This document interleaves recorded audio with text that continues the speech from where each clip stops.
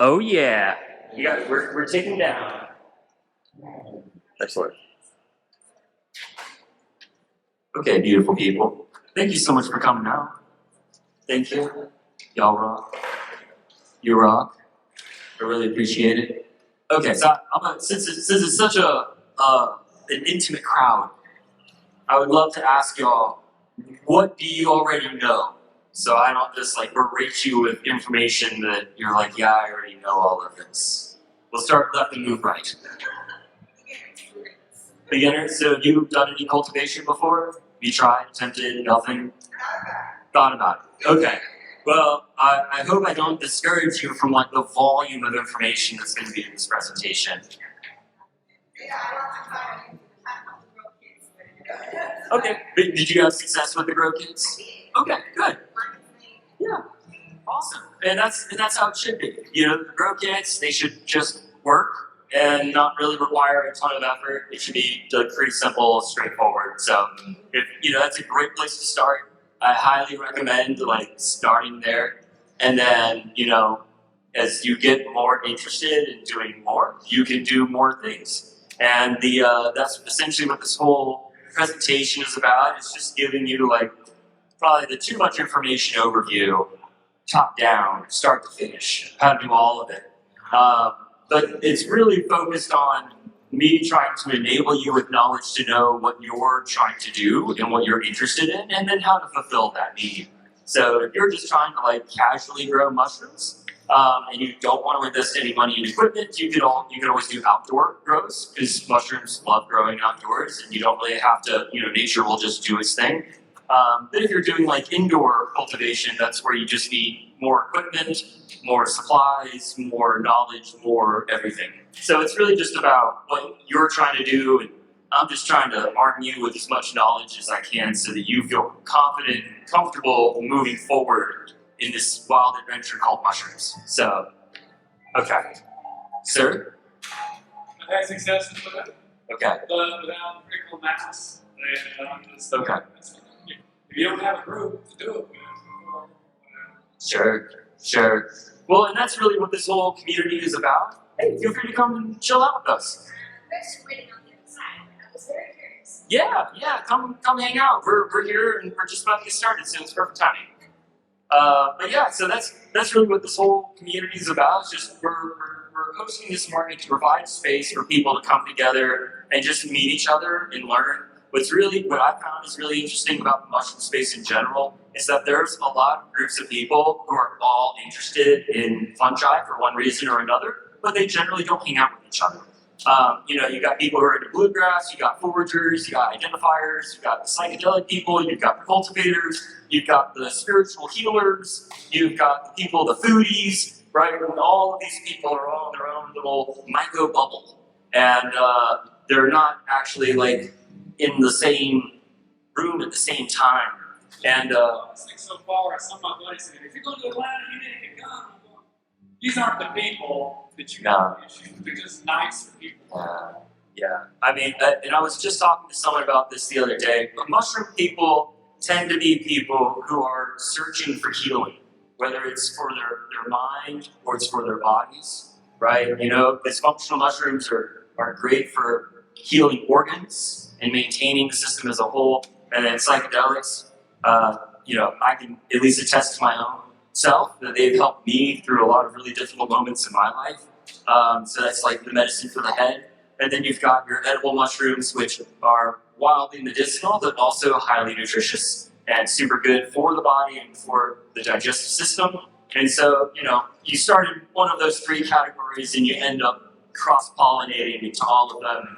Before you know it, you're out there in the woods foraging or cultivating or identifying, becoming your own little mini expert. So, and I really thank you so much for that contribution. I hope that you keep coming back. I hope all of you keep coming back and are willing to keep learning with us and growing this community together.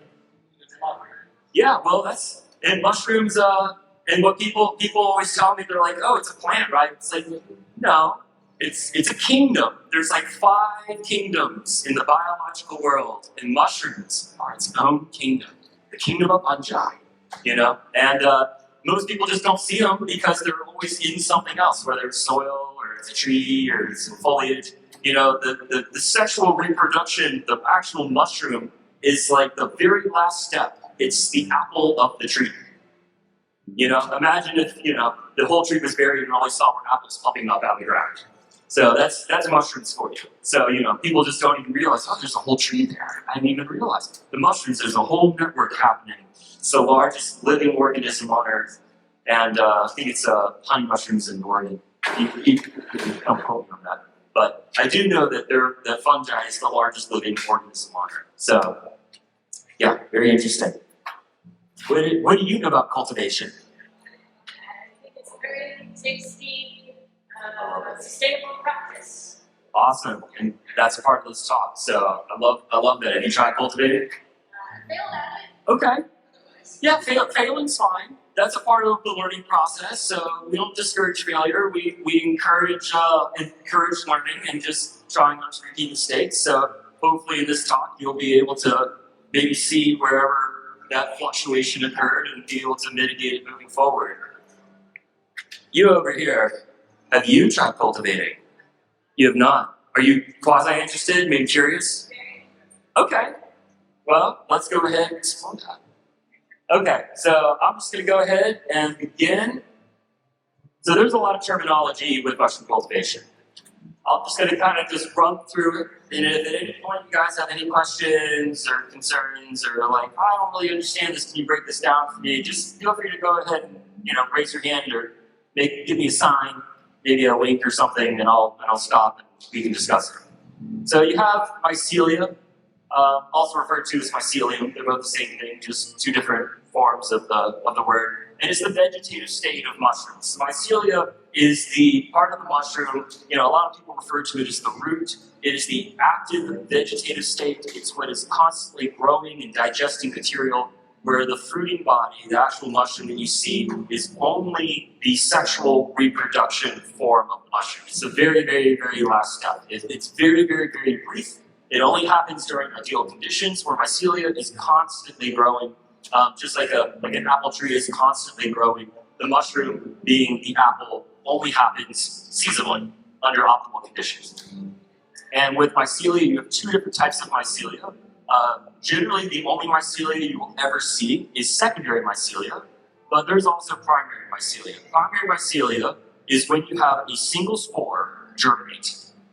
And so a single spore is only one gamete, and it requires two gametes, two spores, that are sexually compatible to touch each other. And what happens is they share their nuclei with each other, because mushrooms don't have one nuclei per cell, they actually have two. So we are monokaryotic, we only have one nuclei per cell. Fungi are dikaryotic, we have two nuclei per cell. And so the monokaryotic form, primary mycelia, it's a very brief stage, just when the spore is initially germinating and reaching out to try and find another spore that it is compatible with. And then once it does that, you see the bright, fluffy or rhizomorphic mycelia, and that is your secondary mycelia. So spores, I just went over that, the sexual reproductive part of the mushrooms. Grain.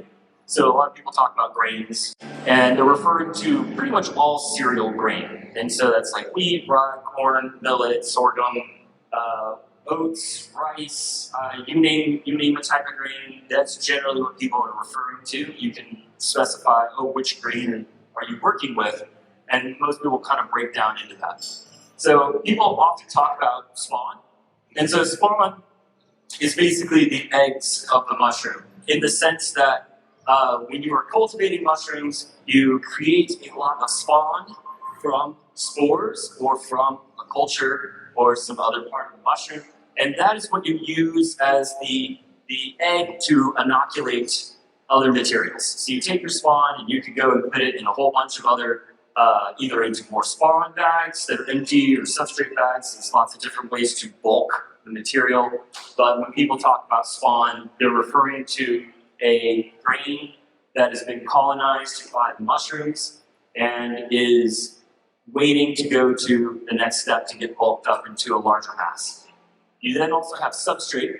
And so substrate how it differs from spawn is highly nutritious, and it is to promote the vegetative state of mycelial growth. So it's just producing a lot of mycelia.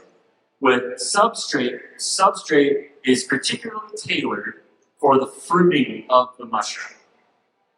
And so that's the difference. Can you fruit from spawn? Yes, you can. Does it fruit well? Generally, no. Because there's a whole bunch of other factors we'll get into later. But the substrate is specifically tailored to fruiting, where spawn is specifically tailored to making more mass. And you generally go from spawn into substrate. Another term you'll hear is bulking. That's something I'll say probably pretty frequently. So bulking is when you grow the material into a larger mass. You start with a small amount, and then you bulk it to a bigger amount, and then you bulk that into an even larger amount. So for example, you can have one agar plate, and that one agar plate you can put into a 4-pound bag, and then you can bulk that 4-pound bag into 10 or 20 more 4-pound bags. And those would be spawn bags, so you'd be bulking your spawn bags. And then from there, you take each one of those spawn bags and inoculate, anywhere between 5 to 10 substrate bags. And so you quickly go from one single agar plate, which looks like this, to thousands of pounds of colonized material within about a month's worth of time. I'll go ahead and start this here. We just kind of pass it around just so people can take a look at it.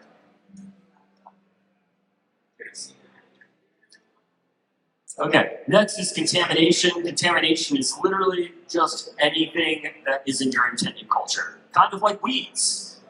That is, when in the agriculture world, weeds are contaminants. They're unintended products that are growing alongside of what they want to grow. Even if those things have their own medicinal value and their own purpose, they're not the intended culture, so they're called contaminations. Transferring is when you place a live culture into an uncolonized medium. And that could be an agar plate, that could be a spawn bag, that could be a substrate bag, it could be whatever you want. But you're transferring one thing that's living to something that is empty and is ready to be colonized.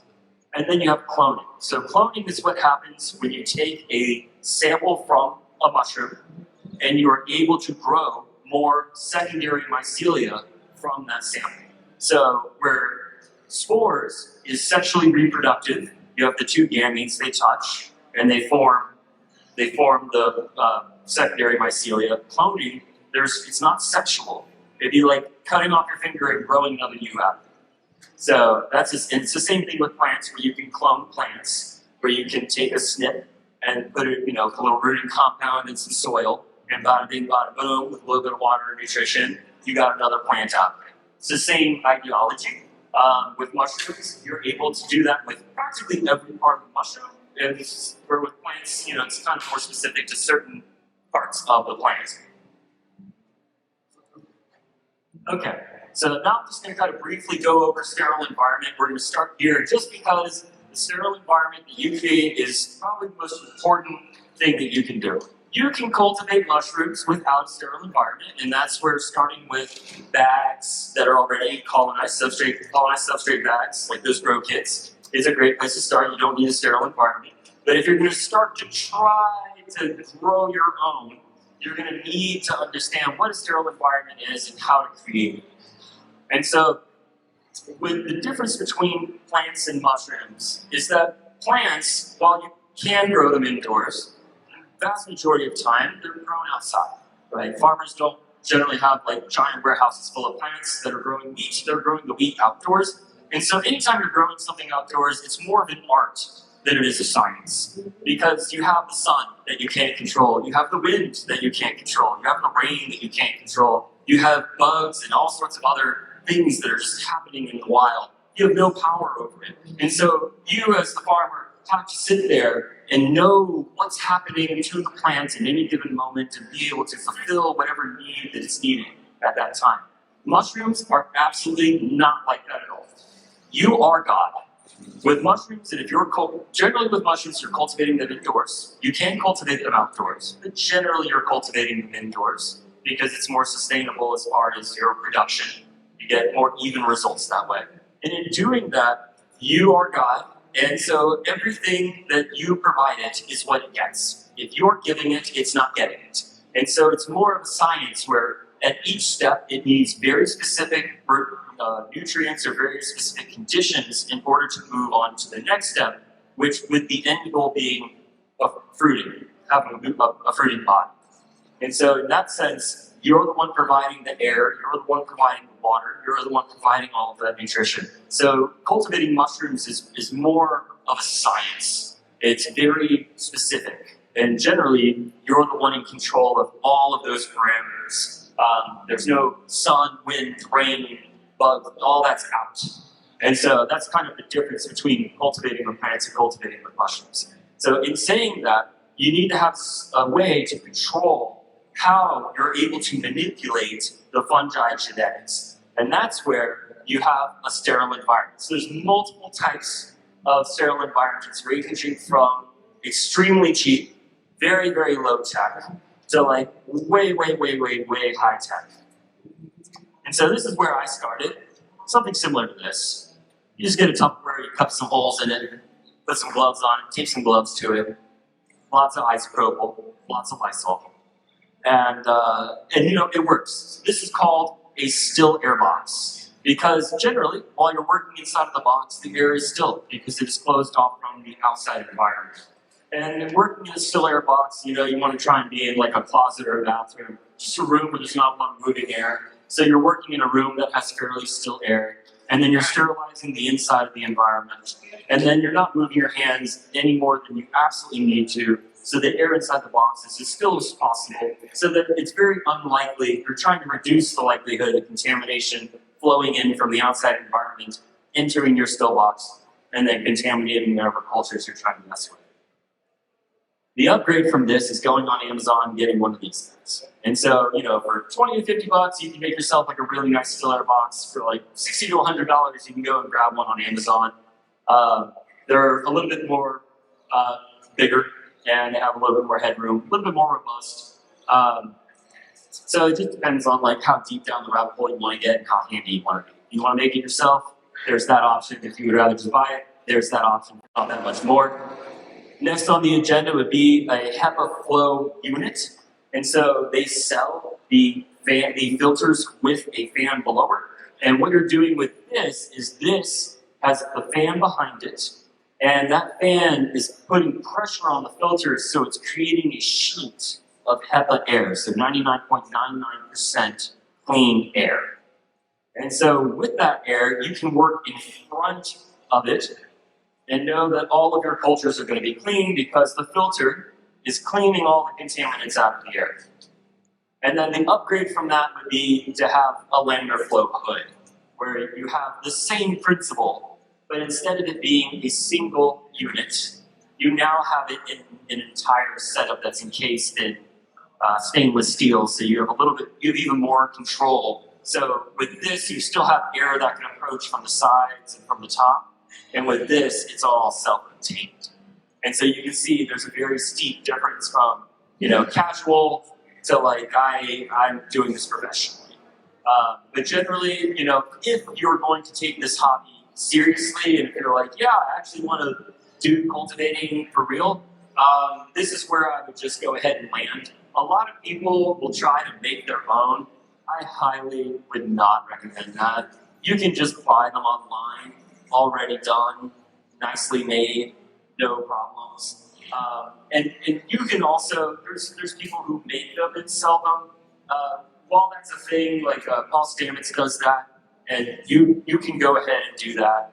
But you can also find these a dime a dozen on eBay for less than $500 and have them shipped to your door.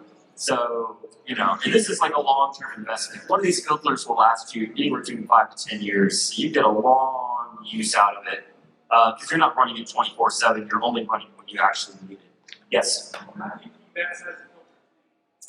The side of the filter clean. Generally, you try and just work right in the middle.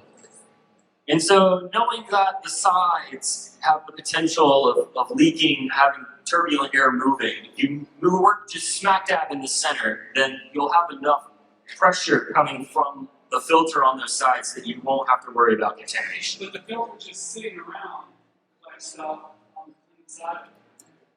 The filter, yeah, so the filter can collect stuff. Generally what I do is I don't spray the filter with isopropyl. I'll go and wet a paper towel with isopropyl and very gently just wipe down the front, not like pressing it, but just very gently. But most of the time, stuff doesn't really settle on it that much. If you're concerned, you could always get like a piece of 6 mil plastic and then just put it as a cover over it. And that way you're only uncovering it when you're using it. And then when you're done using it, you just pack it right back up. And while the thing is on, it's constantly pushing air through, so nothing is going to land on it because it's pushing that air out.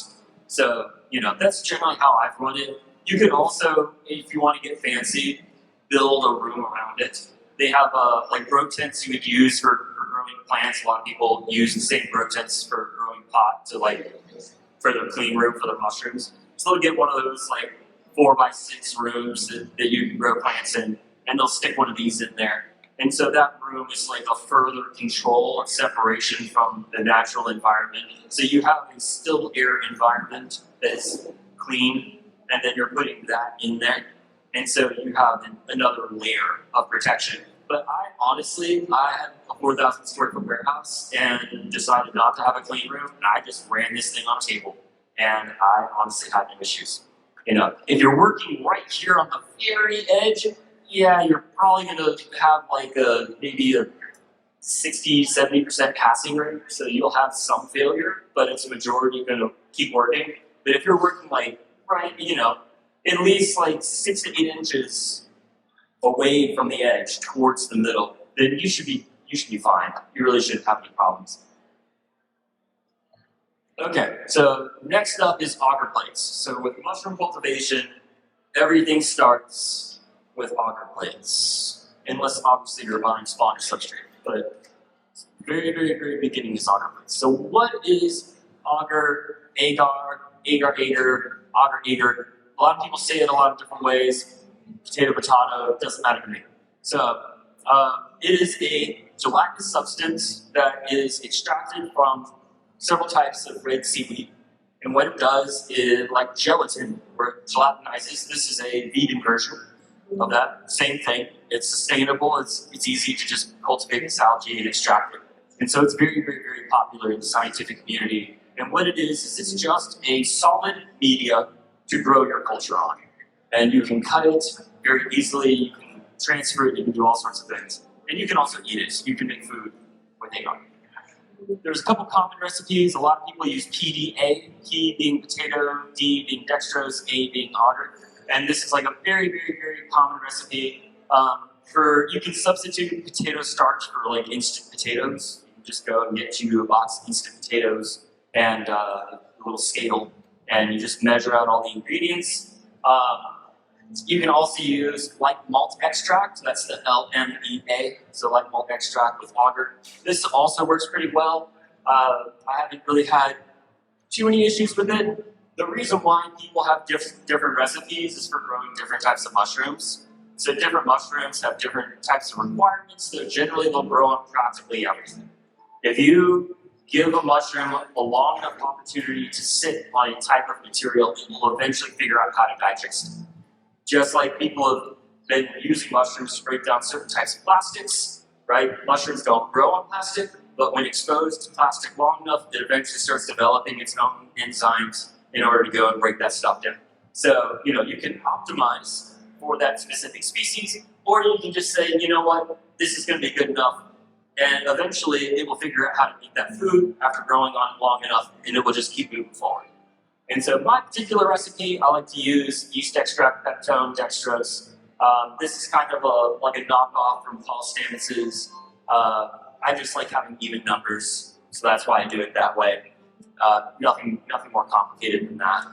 But really, you can just mess around with it. Like I said, no matter what you decide to grow it on, as long as you keep growing it on that material, and the material is consistent from batch to batch, it will just get used to growing on it, and it will just keep running. And so generally, if you're making auger plates, you're going to need obviously your ingredients for whatever type of recipe you're making. A mason jar, a pressure cooker, some gloves, petri dish, isopropyl paper towels, parafilm, which is a stretchy material that you use to wrap around the plate to make sure that other contaminants can't get inside of the auger plate while it's incubating and cultivating. And then obviously a sterile environment, because the auger plate is nutritious to everything, not just your mushrooms, but literally everything. Bacteria, fungi, yeast, molds, stadiomycetes, ascomycetes, all the things, everything. So if you're ever interested to see what's around your house, just go ahead and open up an auger plate and wave it around and let it sit for a couple of days, and you'll be surprised when you see. It'll be very colorful. And so the process is pretty simple. You just mix all the ingredients, put it in your pressure cooker. You cook it for 15 to 20 minutes. Don't go more than 20 minutes. If you go more than 20 minutes, you will denature all the proteins, and the sugars will caramelize. The polysaccharides will all gloop up, and it will just not be good. You just don't go more than 20 minutes. And then after that, you let it cool, you take it out inside of that sterile environment, and you have to wait until the auger is at least touchable. It's still gonna be hot, but whatever is not burning you. And then from there, you can use a syringe, or you can just go ahead and very gently pour it into 15 by 100 millimeter petri dishes. This is the standard size. So generally, when you look at petri dishes, if you just Google them, this is what will pop up. So they're pretty common. And then after that, you just let it solidify, and you can either use it immediately, or you can go ahead and wrap it in parafilm. That's this guy over here. It's kind of stretchy. With the cultures I was passing around, this stuff on the side, this is all parafilm. So, yes, sir. So you pressure cook it for, let's say, 20 minutes. Sure. So then what's the cooling process? I mean, there it is, counter, it's still going to stay hot.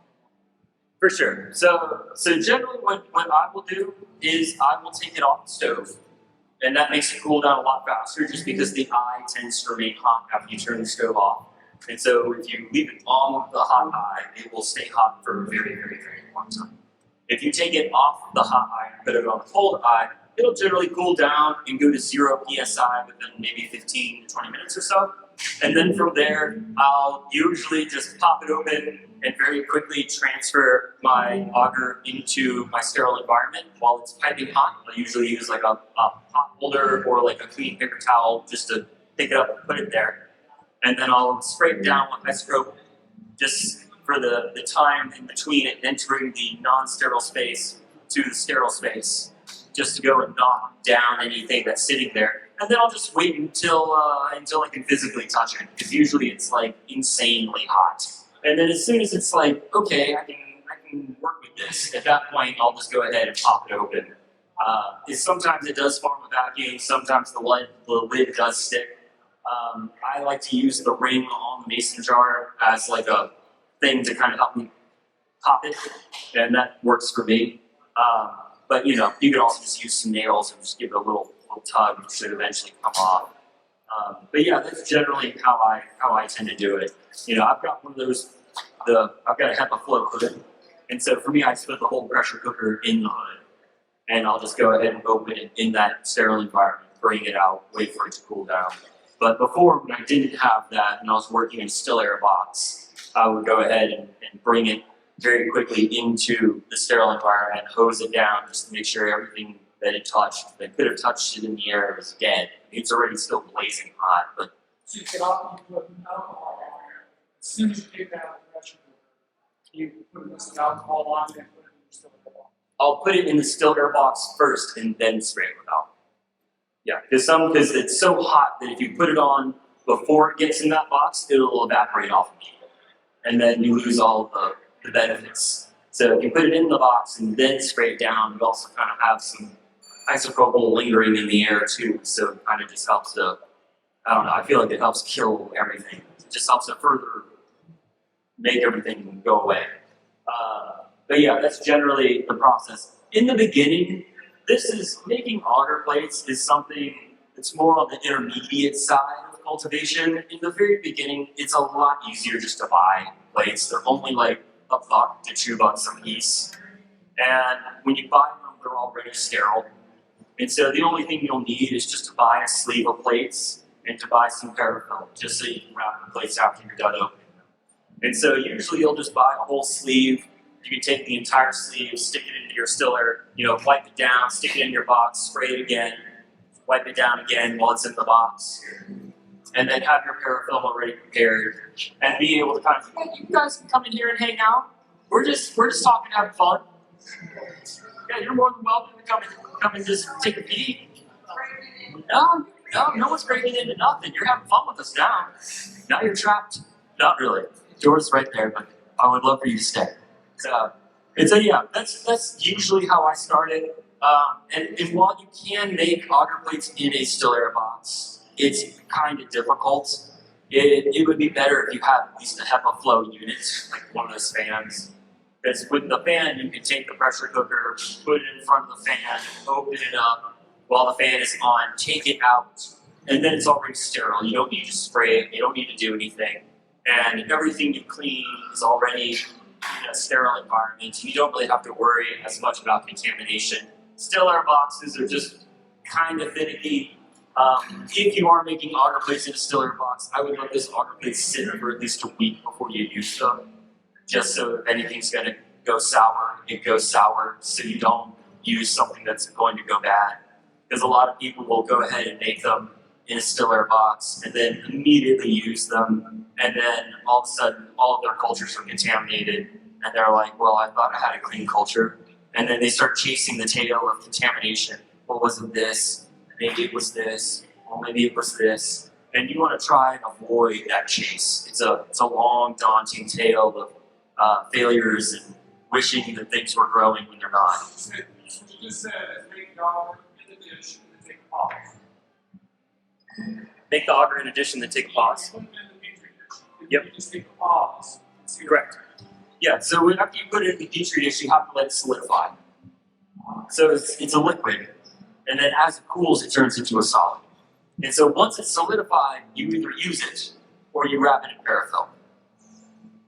But for me, if you're using it specifically in a still air box as your environment, I would not use it immediately. I would wrap all of it in parafilm, and then at that point let it sit for 3 or 4 days or a week, just to make sure that they're clean. And then once you know they're clean, you can go ahead and sterilize the outside, do your transfers or whatever you're planning on doing with them. But still air boxes are just notorious for having not being sterile enough for grain-to-grain transfers or stuff, doing other stuff, but notoriously not great for making auger plates. So, if you are working with a still air box, I highly recommend just going and buying the plates. It's not that much more expensive just to buy the plates that are irradiated and clean and just like ready to rock and roll. You don't have to worry about them contaminating. But if you do want to go ahead and give it a try, you can go ahead and work it that way. After you cook it, you bring it out, make sure there's lots of isopropyl. You then wait for it to be cool enough to put into the plate. You then put it in the plate. You wait for the plates to solidify. You wrap them in paraffin. Give them a few days to make sure they're not contaminated before you use them. Any other questions before I move on? Thank you for those questions, by the way. Those are really good questions. Okay, so next on the agenda is liquid cultures. So a liquid culture is a nutrient-rich broth that you can use to bulk up the mass of the culture that you're growing. And you do this from auger plates. So you can take your auger plate and you can put it into a liquid culture. And so what's great about liquid cultures is that you can go from one auger plate to a 250, or you could bulk it up to a very large amount of liquid culture, maybe a liter or more. And then you're only using 10 milliliters of liquid culture at a time. And so if you have 250 mils and you're only using 10 mils per bag, you can have 25 spawn bags that you can make from that one liquid culture from one auger plate. So one auger plate, instead of only being able to inoculate one bag, can now inoculate 25 bags with your liquid culture. And so it's a way to take a very specific genetic and be able to multiply that genetic in a liquid environment, and then while it's in that liquid environment, be able to inoculate a lot of solid media with it. And so it's just an easy way to bulk up your material. The con of liquid cultures is that they can contaminate really easily. And generally, if you're going to make liquid cultures, you really need a sterile environment, and you should always test your liquid culture before you put it into something. So I've had this happen to me a million times where I had a liquid culture and before I didn't check it, and then I used it on everything, and then all of it died. And then it was a very sad day for me. And that's not the first time, or the second time, or the third time. It's happened many times. So I highly recommend, if you're going to make liquid cultures, do yourself a favor, always test it before you use it. And that way you just know that what you're using is worthwhile. So a lot of people will talk about, more sugar, less sugar, what should I do?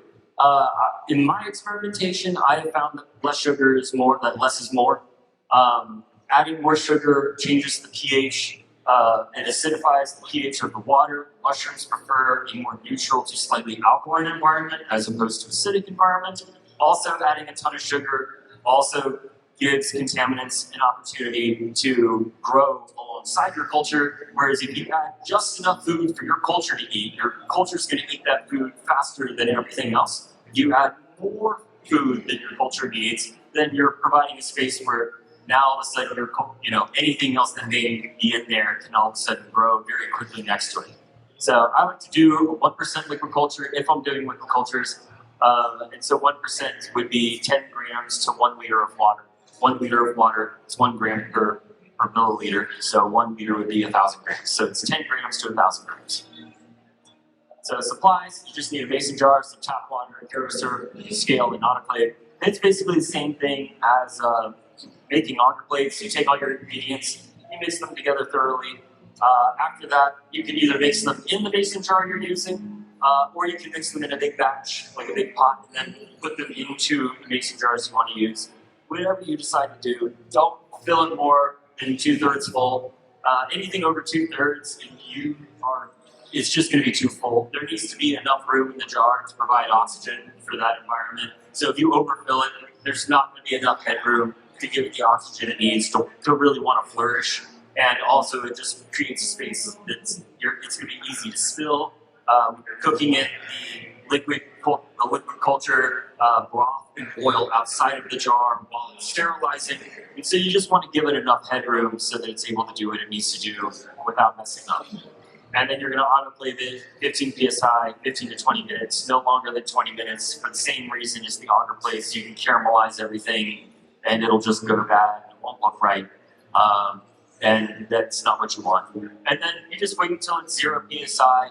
You can go ahead, same protocol, wait until it's 0 psi, remove the jars, and you can put them into your sterile environment. But these you have to wait until they're completely cool. So what I tend to do is I will let it sit overnight. I'll go ahead and set this up at night. I'll let it sit all the way until the next morning, and then by then the jars are nice and cool. I will then put them into my sterile environment, take them out, and then inoculate them.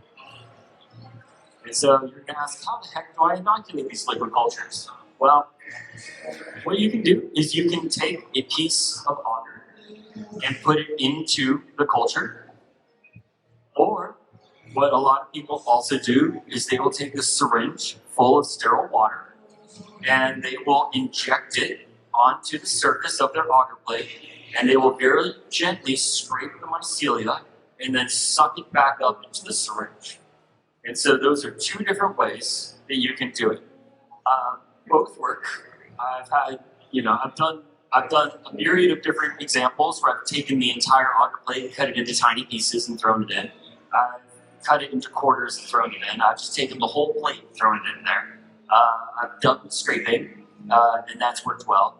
It's really just about getting the culture into the jar in the cleanest way possible so that you are not colonizing a whole bunch of contaminants along with what you want. Generally, it only takes 7 to 14 days in order for this jar to be ready. Most of mine are done in 7. And you'll notice because it'll just stop growing. It'll grow to a certain size, it won't grow anymore. And at that point, you generally want to use it immediately. The longer it sits there, it grows a little bit older faster, I think, at least from what I've noticed. And so if you're not using it, go ahead and put it in a fridge. And that way you can store it for a long period of time. And just know that every single time that if you're opening the jar physically, that every time you open that jar, you are risking contamination. So, you want to test your liquid culture, and then as soon as you know it's clean, try and use it on a big batch of whatever you're doing. So you just go ahead and use it all up. Because every single time you open it, you're introducing a chance for bad things to happen. And so the one way you can work around this is assuming, let's say you don't have a whole bunch of fancy equipment, and you're like, okay, Paul, I've got my little still air box, what do I do? You can go ahead and they make modified jars for liquid cultures that have inoculation ports and little breathing ports. And what that does is it makes it really nice and simple so that you can go and do the auger scraping technique with the syringe, and then you just inject it into the jar. And so you don't have to open anything. It's a much more sterile transfer from A to B. You can always flame sterilize the needle just to make sure that there's nothing on it before you insert it. And that way you're able to do a lot more with having a lot less. I've got enough equipment that I generally don't use this just because I don't need to. Because I've got all of this sterile equipment. With a more sterile environment, you can have lower tech equipment. With a very low tech sterile environment, you need higher tech supplies. So that's generally kind of the yin and yang of that entire situation. Okay, so really quickly, we'll go ahead and just run through spawn bags. So spawn bags are what you use to grow your spawn. There's many different types of bags, lots of different types of bags. I'm going to start here and start passing them around. And so with spawn bags, a couple different varieties, and they're all used for different things. Spawn bag is used to bulk your mycelial mass from auger plates or liquid cultures. Generally with spawn bags, you look at a few different things. The 3 S's of spawn bags: shape, size, and supplier. So with the shape, you have either a gusset or you have a pillow. The gusset has these little gussets on the side, and they kind of fold out into a nice little rectangular shape. The pillows are exactly like you think. They're more in the shape of a pillow. You fill it up, and it's just kind of looks like a pillow.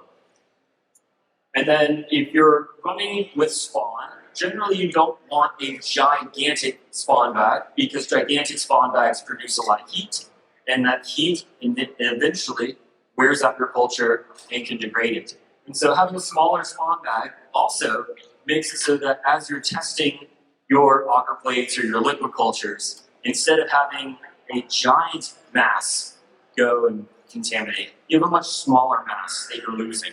And you can always take that small mass and bulk it into a larger mass. And so you're not really losing anything by starting with a smaller spawn bag, because you can always build that material up very quickly with very little effort. And the supplier that I like to use is unicorn bags. Not all suppliers are the same. Not all bags are the same. Go ahead and test out different suppliers. Find somebody that you feel is consistent, and then go from there and see what you want to do. Another big factor is filter patch porosity, and they usually will give this in micron sizes. You have the 0.2, the 0.5, and the 5 micron. And you're like, okay, what does all that mean? So with 0.2, means the holes are really, really, really small, which means that not a lot of transfer of air from the surrounding environment is going into the bag. And so these, the 0.2 and the 0.5, are the best general case for making spawn. Because with spawn, you're not trying to get the fruit mushrooms. You want it to all stay inside of the bag and do what it's supposed to do, and to be in a vegetative state of growth. When that's in a high CO2 environment, that high CO2 environment encourages that vegetative state.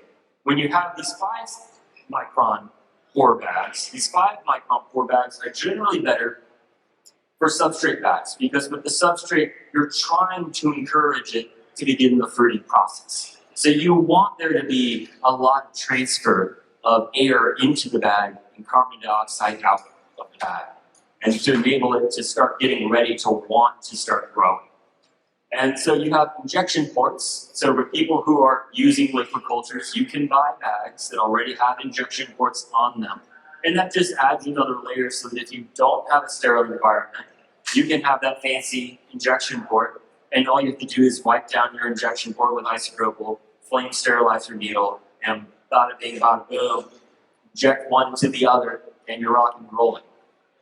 The alternative to buying one with those injection ports is just to go ahead and get a little bit of red RTV silicone and just to put it on the bag near the bottom. And that red RTV is high temperature treated silicone. So it's made to go through sterilization processes. It's made for like 400 to 500 degrees Fahrenheit. So it's not going to burn off if you put it in your pressure cooker. And it's a cheaper way because the ones with the sterilization ports tend to be a lot more expensive. Whereas like a regular bag, maybe 30 to 50 cents a piece. The ones with injection ports are $1 or more. So very quickly, spawn bag preparation. So this is the injection port I was talking about. So that's what that looks like. So you have the grains, and you can use any grain you want to. And as long as you're consistent with that grain, mushrooms will figure out a way to keep growing on it. If you are going to use birdseed, a lot of people like to use birdseed, make sure you get it without sunflowers, or will you have to soak it? And by soaking it, all the sunflowers will rise to the top and you can skim them off. The sunflowers, because they're mostly hollow on the inside and they have such a thick shell, the contaminants can hide inside the shell of the sunflower. And so I've had a lot of issues with contamination using birdseed that had sunflowers in it. So I always make sure to either buy it without sunflower seeds or to remove sunflower seeds, just because they just don't sterilize very well. A lot of people like to do, Paul Stamets made this really popular, the soak, rinse, simmer method. You soak the grains overnight, and then rinse them the next, you drain it, and then rinse it, and then you put it into a pot, and then you cook it. It's a fine science to figure out how well cooked it is, where it's like, okay, it looks swollen, but it's not bursting. It's kind of tedious to try and figure out exactly where the sweet spot is. And then you go ahead and drain it and cool it. And then once it's cool to the touch, you can then bag it into your bags, seal them, and pressure cook them. I prefer doing a no soak, no rinse. This is no soak, no rinse is how they do it at mass production scale. They're not doing any of this. This takes way too much time, way too much effort, very subjective. This is very simple. You add the ingredients to the bag, you seal the bag, you put it in the pressure cooker, you cook it. Done. And so the way that I at least like to do it is I'll make sure to optimize my bags to 50% water concentration. This is where it gets interesting. The grain itself has water inside of it already. This is the thing most people don't realize. So a lot of these cereal grains are generally filled with at least 10% water. If there was no water in the grain, it would not be able to grow. Water is what keeps the seed alive. And that's where when seeds eventually lose their ability to germinate, it's because all the water is evaporated from the inside of that seed to the outside of that seed. And once the water leaves, it's dead. Can't rehydrate it and get it to grow again. So with that 10%, I like to have an optimal water concentration of about 50%, which means I am adding 40% water to the bag. So a lot of people will add 50% water to the bag, and they don't realize that now their water concentration is actually 60%. And at 60%, while it will colonize, it is not shelf stable.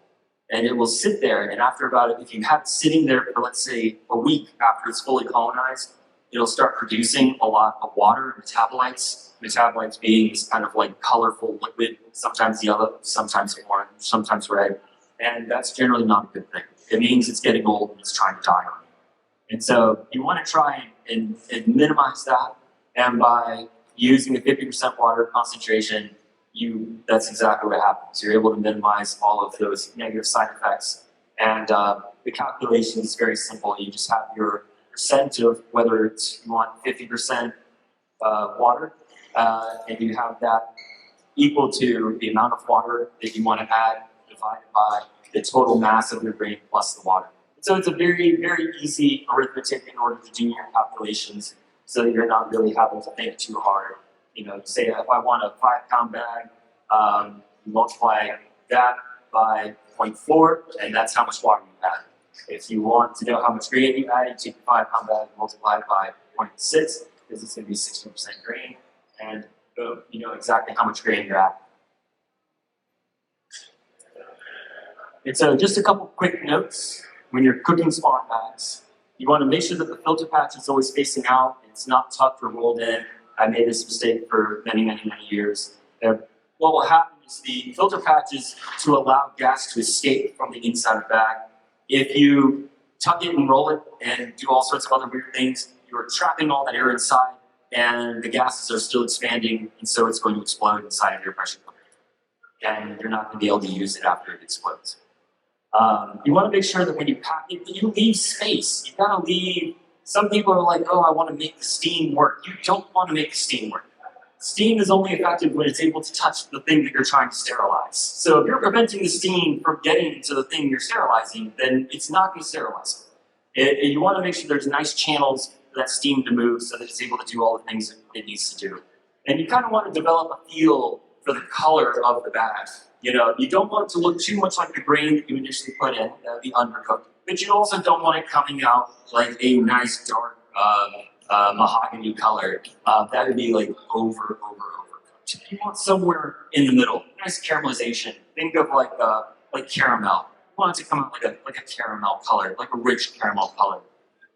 And then always go ahead and cool it before you use it. And what spots happen, you'll see patches where this spot may be wetter than another spot. Doesn't really mean anything's wrong.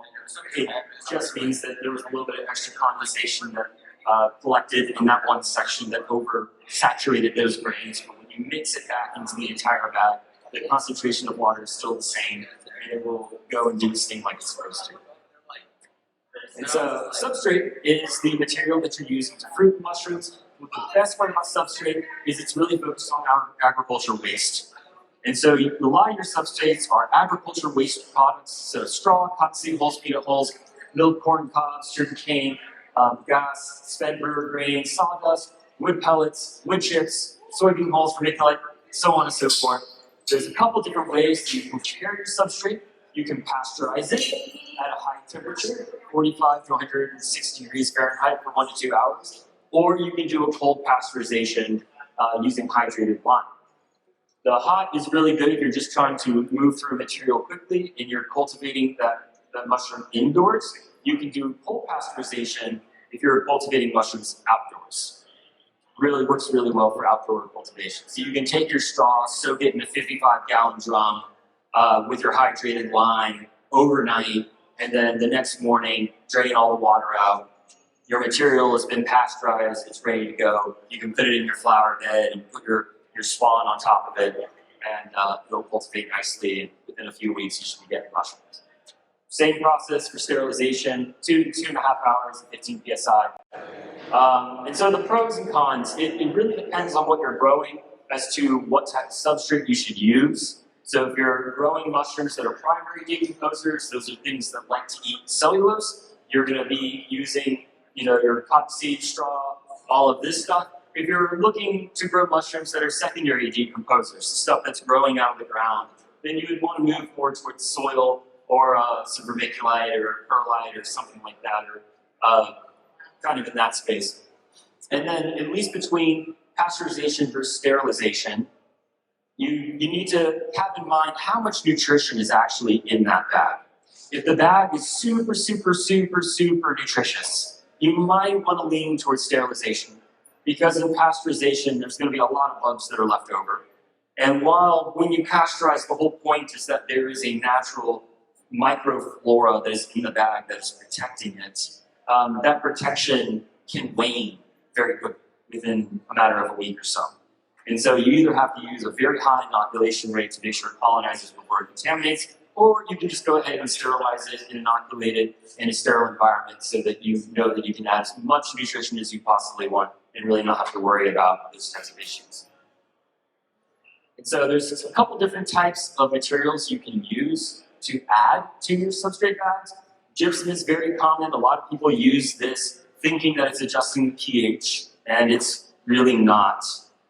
Gypsum takes a very long time to adjust pH. Gypsum is mostly used as an anti-clumping agent. So by adding gypsum, it allows for more air to penetrate into your substrate, and it also provides a source of calcium and sulfur. And so if you're trying to adjust pH, you would be more inclined to use hydrated lime because hydrated lime is a lot more alkaline and releases that alkalinity immediately. And so if you are dealing with something that's acidic, you can add it and instantly it will convert it into something that is more basic or heading towards alkaline. You can also add like spent coffee, which is super nutritious, and also still has a little bit of caffeine. Some people think that caffeine gives it a little extra boost. Cereal bran, rice bran, wheat bran, those types of things are also highly nutritious and can be used, worm castings, etc. And so the one thing you also need to think about when you're dealing with your primary decomposers, stuff that's growing on the living plant, to your secondary decomposers, eating all the stuff that the primary decomposers decompose, is carbon-nitrogen ratios. And so in a tree, the carbon-nitrogen ratio is very heavily leaning towards carbon. There's not a lot of nitrogen in a tree. I mean, while there is, in retrospect, it's a very large organism, it's more carbon than it is nitrogen. Where after the primary decomposers have decomposed the tree, the soil is filled with more nitrogen than necessarily carbon. And so when you're growing, whether you're growing these types of mushrooms or these types of mushrooms, that's where you have to consider what type of substrate you're using and whether that substrate matches the type of mushroom that you're trying to cultivate. As you're going through cultivation, you can go and start looking at biological efficiency, which is the mushroom wet weight versus the weight of the dry substrate. And that will give you a percentage of how well that mushroom is able to convert all of that material into a fruiting body. And so in industrial cultivation, this is how they ensure that from batch to batch, they're getting consistent yields across the board and always pushing to have mushrooms that have better biological efficiencies. And so generally biological efficiency, small bags equals smaller yields, but the mushroom is able to utilize that material better. So you tend to have a higher biological efficiency with a smaller amount of mass. Whereas large bags give you large yields, but tend to have slightly lower biological efficiency. So if you're trying to produce mushrooms at scale, these are things that you can think about as far as just trying to move forward and be consistent with your production. So putting it all together, you're going to start with some sort of spore or tissue. And then from there, you're going to take these spores and you will scrape them onto a plate. To make spores, you take a mushroom cap, you place it on a piece of paper or a piece of tin foil or something like that. You have a glass that you're covering it with, and you can either wet the cap or you can spray a little mist in the glass and cover it. And that extra moisture will cause the mushroom to continue the process of producing spores, and it will then deposit those spores onto your material. And then from there, you can scrape it onto an agar plate. You can take a swab and swab it, and then for long-term storage, and then swab your agar plate or shred the swab onto your agar plate. Or you can go ahead and take those spores and put them into a glass of sterile water and create a syringe that you can use for later use. For mushrooms that don't produce spores very well, or it's very hard to collect those spores, you can take samples directly from the gills. The gills are covered in those spores. And you can take gill samples and put them on an agar plate, and you can get a whole myriad of phenotypes and genetics from that. You can also do cloning from live tissue. You can take the inner piece of the mushroom from the stem to the cap and be able to get that mushroom to clone. And so when you're starting, you will likely see contamination. The easiest way to try and get away from it is to transfer a clean isolation onto a clean plate and then wait for it to grow, and then take the outer edge of that and transfer it to another plate, and so on and so forth. And that's what they call running from contamination. And then later I'll be giving a talk on chemical sequestering, which is another technique you can use that's a little bit more advanced in order to go and clean up dirty cultures a lot faster. When you're selecting the phenotypes of mushrooms, there's generally two different types of mycelia that you will see as far as morphologies. You'll see tomatose, which is this fluffy white mycelia, or you'll see rhizomorphic, which has these kind of ropey strands of mycelia. And you'll also see zones, where you see this is a very specific zone, you have another zone here in the middle, you have another zone over here, and then you have all of this. And so each zone is its own phenotype of that mushroom. There are many different phenotypes existing on a single plate, and you're trying to isolate just one of those phenotypes in order to move forward. And so you can just pick whatever you're looking at, whatever you want, and then run that selection onto another plate. And so with consistency of cloning versus spores, with spores, it's like starting from seed. When you start from seed, you get a very robust and powerful plant. When you start with a clone, you get a very consistent plant. When you clone something over and over and over again in sequence, though, you get so far removed from the original genetics that it just becomes weak. And so if you're going to clone something, you want to clone something that you grew from spore, so that you have your spore being your mother plant or your mother culture, and then from there you can then transfer, you can create a clone of a mushroom that you liked from that, and then that clone will offer consistency, where everything will come out just like that. Because you're cloning those genetics, you're skipping the breeding process, and you're just propagating that one specific type of mushroom. And so you've got to always keep the mycelia running. This is kind of just a short little general walkthrough of that. You start with your agar plate, and then you can go to a liquid culture. You can go directly to your grain, or you can inject it into a bag. There's lots of different ways to do it. You can take your spawn bag and inoculate other spawn bags. This is called grain-to-grain transfers. Your spawn to substrate ratio can be important. And what that means is that when you have your spawn bag, that one spawn bag, you can put all of it into one substrate bag. That would be 100% inoculation. That will colonize within a few days. You could take that bag and instead make 10 substrate bags.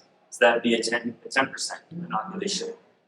And from there, depending upon how much spawn you put into your substrate, depends on how quickly it colonizes. So if you put it at a very low rate, it's going to take maybe a month or so. If you put it at a much higher rate, it may take only 7 to 10 days. And so you can time your production based off of how much spawn you're putting into your bags. And when you're fruiting them, generally when you're first introducing a fruiting phase, you want to have a nice high humidity and a high CO2, so that as your culture is re-annealing, because you generally break it apart when you're putting it into your substrate bags or into your substrate, and you want a high humidity so that it's able to go and not dry out, because drying out is not good. And the CO2 pushes it to stay in a vegetative state. And then when you're fruiting, you don't necessarily want the humidity to be too high, because the high humidity will cause the actual mushroom to rot. And so you want it to be just a little bit lower humidity. Some prefer it high, some like it a little bit lower. But you want to make sure that your CO2 is significantly less, because what helps to trigger the mushrooms to fruit is a higher oxygen environment, a low CO2 environment. And so if you're fruiting outdoors, you don't really have to worry about all this, because nature will pretty much do it for you. You just need to water it every once in a while so your culture doesn't dry out. If you're fruiting indoors, then you need to be able to maintain a proper environment for fructification. And then if you're doing it inside of a bag or a jar, it's a sealed environment. It's pretty much doing it all by itself for itself, so you don't really have to worry too much about it. So these are pretty low maintenance. Cultivating indoors is pretty high maintenance, but it all depends on what you're doing. Cultivating indoors will give you very, very, very consistent results. Cultivating in a bag or jar can also give you very consistent results. Fruiting outdoors, depending on how the type of environment you're trying to fruit it, takes a little bit more work, but also can still give you consistent results. And no matter what, as long as you keep growing that mushroom in that environment, you will create a phenotype of that mushroom that enjoys growing in that environment. You just got to keep doing it long enough, and eventually it will do exactly what you want it to do. And so at this point, I'll go ahead and end my presentation. Thank you all so much. Much love.